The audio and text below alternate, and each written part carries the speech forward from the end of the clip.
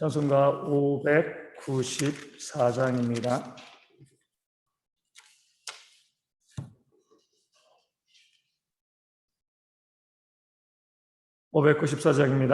감사하세 찬양하세 주를 믿는 성도들아 하나님이 복을 주사 가난한 우리도 풍성하네. 할렐루야 찬양하세 창조주 하나님 감사하세.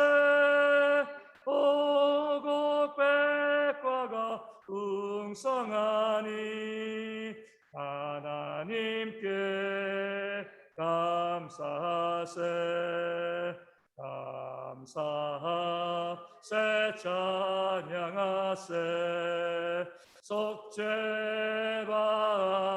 성도들아 하나님이 햇빛 주사 삼천리 강산이 풍년일세 주신 알고 나눠주며 창조주 하나님 감사하세.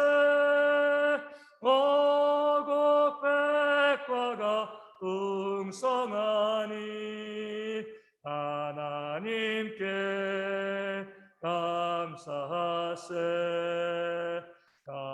감사하세 찬양하세 은혜 받은 자녀들아 하나님이 우리에게 풍성히 거두라 복 주셨네. 포도들이 알고 감고 창조주 하나님 감사하세.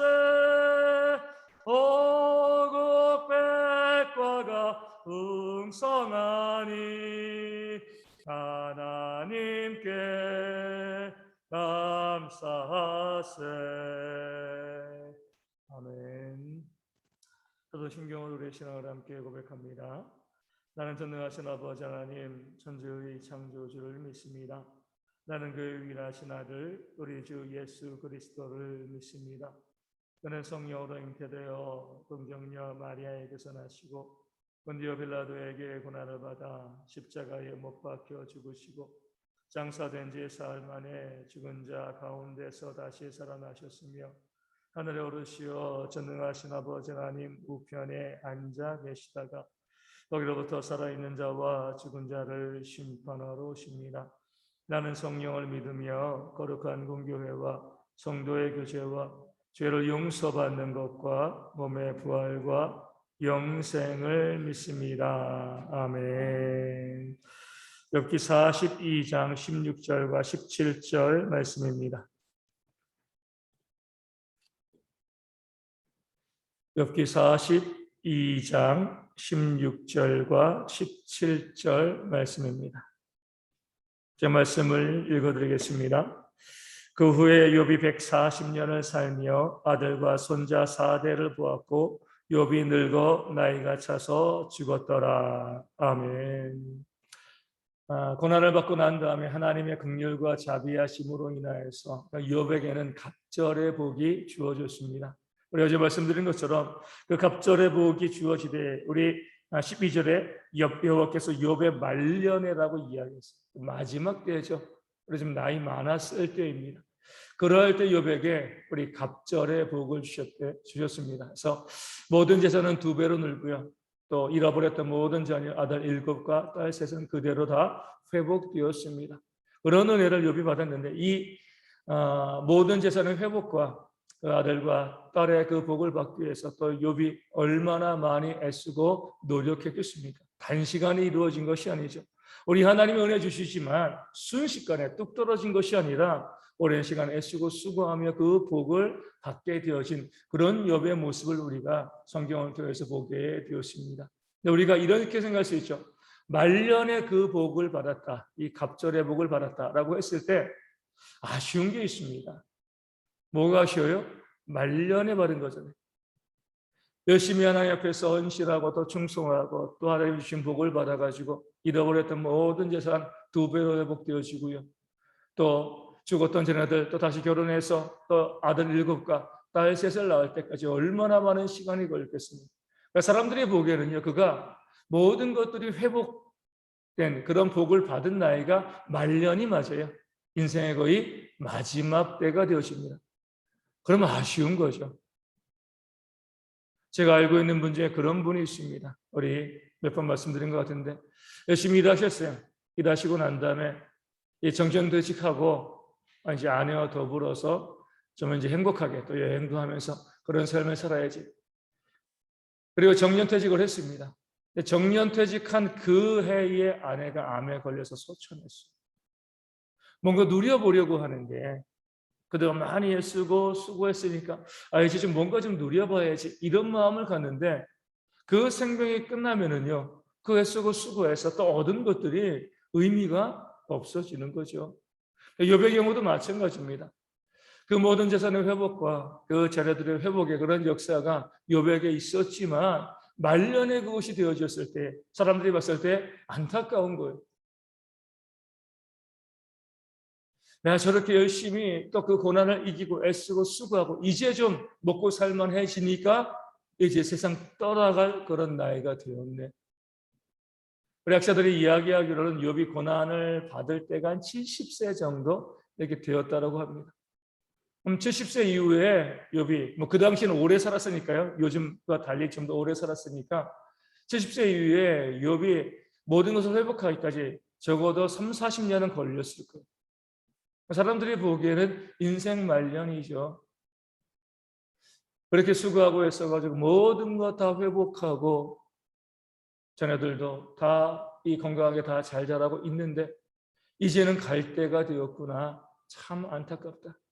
이런 마음을 그 욥에게 가졌을 겁니다.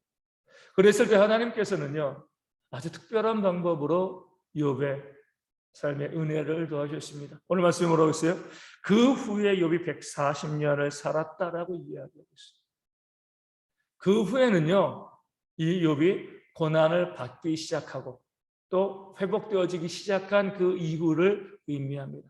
그러니까 70세에 고난받고 또 회복되어지고 난 다음에 회복되어지기 시작하고 난 다음에 140년을 더 산 거예요. 210세를 산 거죠. 그렇죠?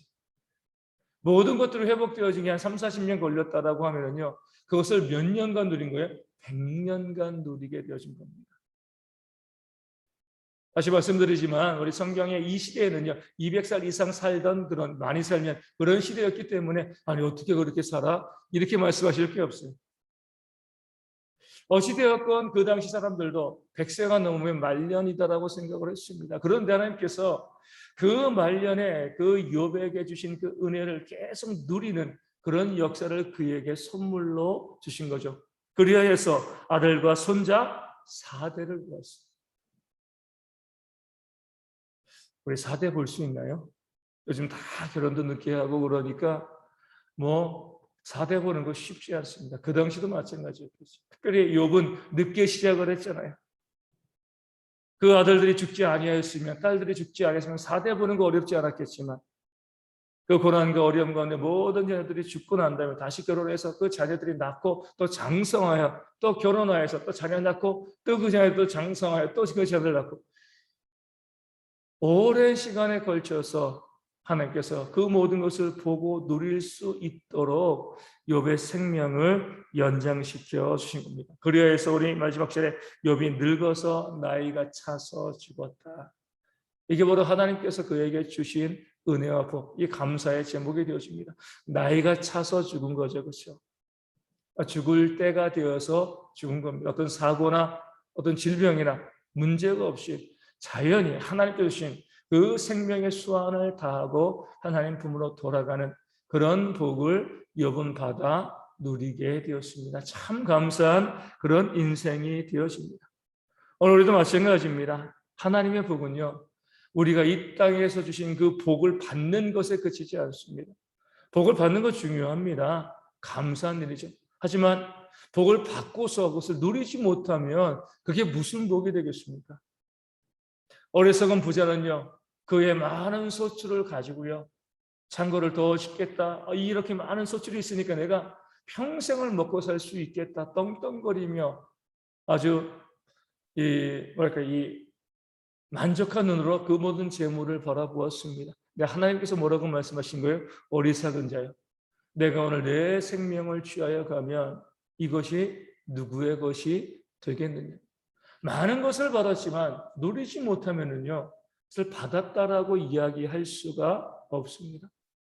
그러기 하나님께서는 우리 가운데 복을 주시되 그 복을 누리는 은혜를 우리 가운데 허락해 주십니다. 그것이 바로 하나님께서 우리에게 주시는 참된 은혜가 되어지는 거죠. 우리 많은 사람들이 보면 우리 신앙생활에 나갈 때에 누리는 삶에 대해서 부정적으로 바라보는 경우들이 있습니다.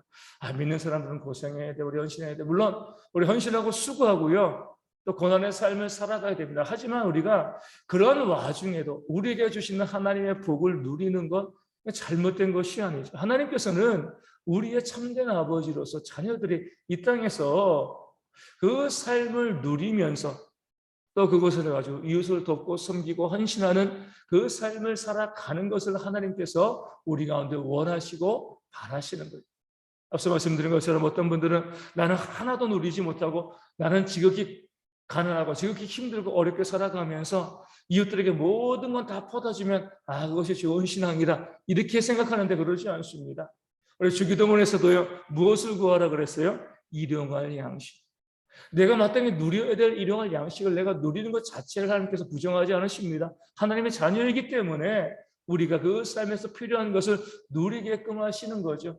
그리고 나서 누리는 것 이상의 것이 우리 가운데 주어졌을 때에 그것을 가지고 기꺼이 내 것으로 삼지 아니하고요, 이웃에게 나눠주는 그런 삶을 살아가는 것이 우리의 신앙의 모습이 되어야 할 줄로 믿습니다.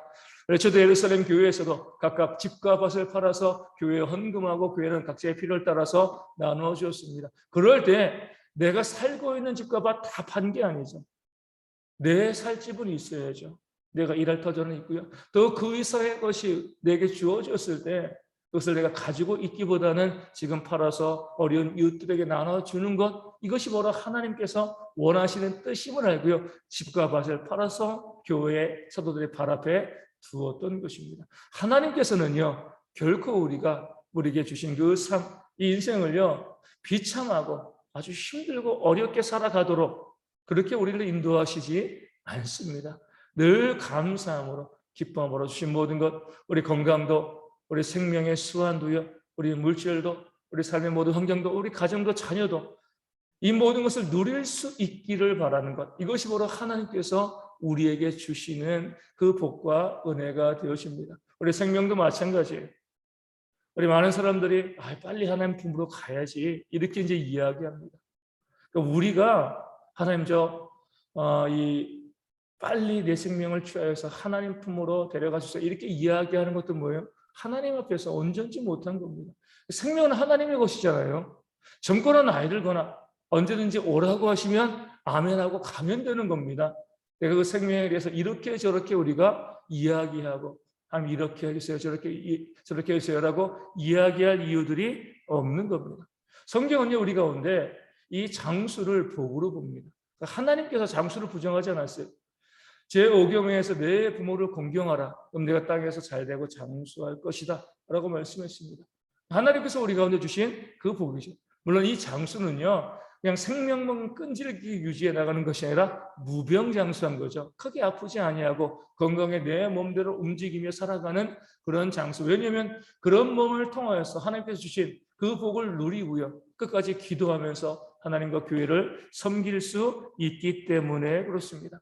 언제든지 부르시면 우리가 가야 되지만 우리 하나님께서 우리에게 삶을 누리게 하신다는 그 사실을 기억하시고요, 그 삶을 누리고 우리 자연을 누리고 우리 가족과 함께 그 삶을 함께 나누는 그런 귀한 모습을 우리가 바라보면서 그런 것을 우리에게 허락해 주신 하나님께 감사하는 신앙이 또한 우리 가운데 있어야 할 줄로 믿습니다. 오늘 우리 가운데 얼마나 많은 것을 주셨습니까?